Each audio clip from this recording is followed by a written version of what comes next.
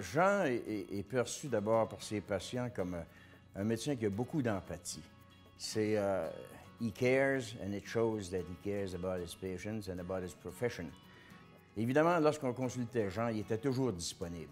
Ça pouvait être la nuit, dans le milieu de la nuit, il pouvait avoir une très grosse journée, mais Jean disait « Écoute, tu as besoin d'aide, je vais aller t'aider. » Il le faisait parce qu'il était un gars qui travaillait en équipe.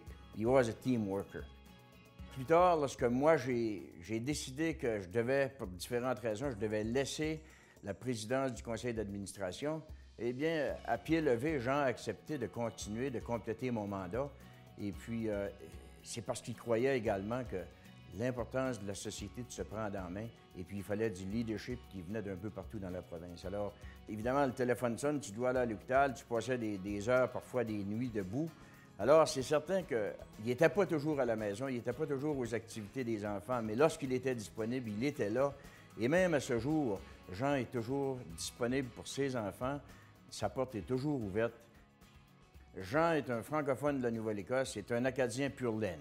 Mais pour lui, la francophonie a toujours été importante. Et puis lorsque je l'ai approché à un moment donné, parce que je siégeais au conseil des gouverneurs de l'Université de Moncton, j'ai approché Jean pour lui dire, écoute, il y a un poste d'ouvert. Tout de suite, oui, il a dit, oui, moi je suis intéressé, je pense que c'est important que l'Université de Moncton continue parce qu'on en a besoin du côté des francophones pour que les gens aient accès à une éducation postsecondaire.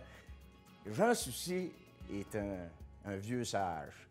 C'est très difficile de le prendre les culottes baissées. Mais Jean a toujours le don de prendre des photos compromettantes parfois. Et puis lorsqu'il va faire des petits gestes qu'on pourrait à un moment donné mettre sur la place publique, tout de suite, il va nous dire, écoute, là, j'ai des photos ici qui sont compromettantes, et puis si tu parles trop, ben, peut-être que je pourrais me servir de ces photos-là. C'est pour ça que je ne voudrais pas aller trop loin avec Jean, parce qu'il va sortir des photos, puis ça pourrait m'emmerder.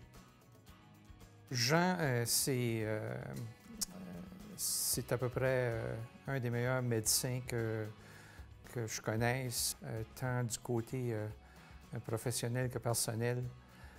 C'est une personne qui a toujours eu une passion pour la médecine, qui a toujours eu beaucoup de caring pour ses patients. Je sais qu'il a été beaucoup impliqué de ce côté-là. Je ne suis pas au courant vraiment dans les spécifiques de qu'est-ce qui a fait cette année-là comme président, parce que nous autres, on faisait plus de garde en retour de son absence, mais je sais qu'il a été un bon président pour la société. Donc, je vais toujours être reconnaissant à Jean pour ce qu'il a pu faire pour m'aider à travers les années. C'était une personne bien spéciale. Jean, c'est l'ultime ami aussi pour le fait qu'il est toujours là pour t'écouter, te conseiller. En octobre dernier, j'ai été diagnostiqué de SLA ou de maladie de Lou Gehrig. Un choc, mais c'est la première personne que j'ai appelée, c'était Jean, pour la simple raison que je savais que c'était la personne qui pourrait m'aider à faire face à cette maladie-là. Puis effectivement, ces mots, ça a été « ça va être correct, tu vas être bien, ça va être correct ».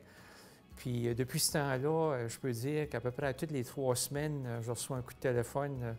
Il est en Nouvelle-Écosse, il est en Floride, il va quand même m'appeler puis me demander comment ça va bien, ça va continuer d'aller bien.